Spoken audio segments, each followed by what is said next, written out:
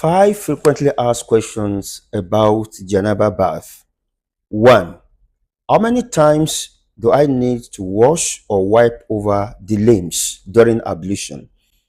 There is a common misconception that the ablution during the Janaba bath is different from the normal ablution.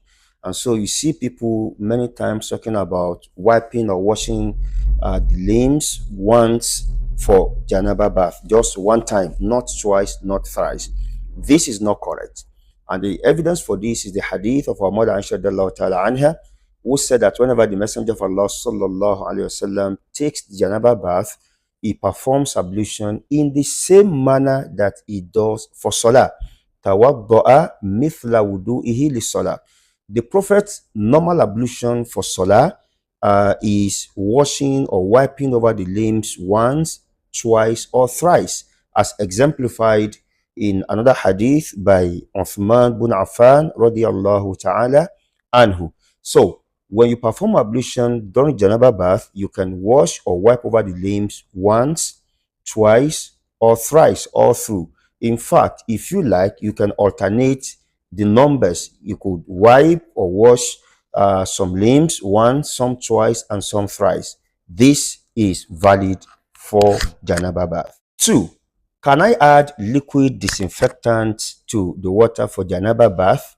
And the answer is yes, because Janaba bath is a ritual bath. It's about washing the entire body from the ritual impurity of the sexual intercourse. It is the same for the Hayd and the Nifas bath. That is the bath that a lady takes after completing a menstrual cycle or after the blood for childbirth are stopped.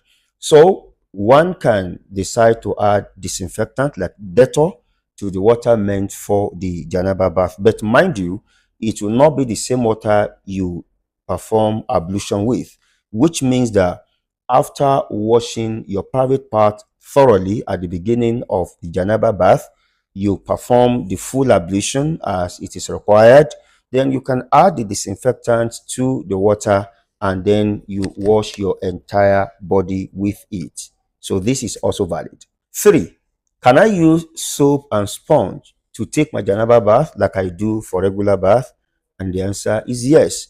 Again, the Janaba bath is about washing the entire body, even though it doesn't require the use of soap and sponge, but one can combine the two. And how do you do this?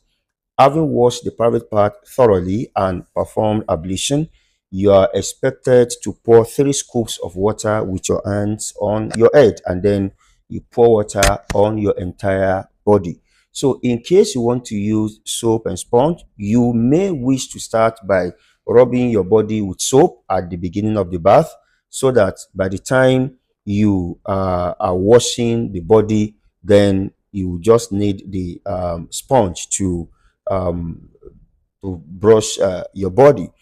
You can do this by rubbing soap on your body. It could be the liquid soap, for instance, or the normal bath soap. So what you do is, having washed your private part and performed ablution, you can maybe rub your hair with soap or put shampoo on your hair, depending on what you want to do. And as you're pouring water on your body, you're also using soap to rub your body and also your sponge. So it is valid. Some of the scholars prefer that one separates the ritual bath, from the normal bath, in that once you pour water on your body for Janaba, you can then begin to take the normal bath with your soap and sponge. Whichever of the two you do, no problem, it's all valid. 4. As a woman, do I have to loosen my braid to take the Janaba bath? And the answer is no. It is one of the ease that Islam has brought to the Muslims, that when one takes the Janaba bath, especially women, they do not loosen their braids. They just pour water on their head and ensure that the water reaches their scalp. And the reason is that if a woman has to loosen her braid each time she wants to take Janaba bath, it may become extremely difficult for her. Or take, for instance, a woman who had sexual intercourse with her husband in the morning, and she had to loosen her braid and then maybe later in the evening another sexual intercourse, or maybe she had intercourse today and then tomorrow. So when exactly would the Muslim woman be able to plait her hair? And importantly, Salama radiallahu ta'ala anha, in a hadith reported by Imam Muslim rahimahullah ta'ala, actually asked the Messenger of Allah sallallahu alaihi wasallam, saying that I am a woman with a tightly made braid. Should I loosen my braid to take the Janaba bath?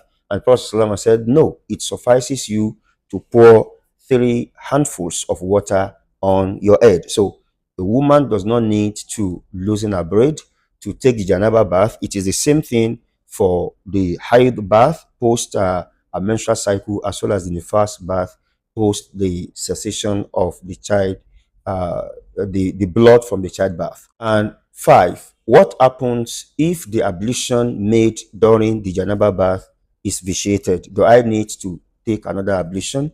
The answer is no and yes. No, because the ablution taken during Janaba bath is not a requirement for the validity of the Janaba bath. So even if the ablution becomes vitiated in the course of taking the bath, one needs not to repeat the process of making an ablution.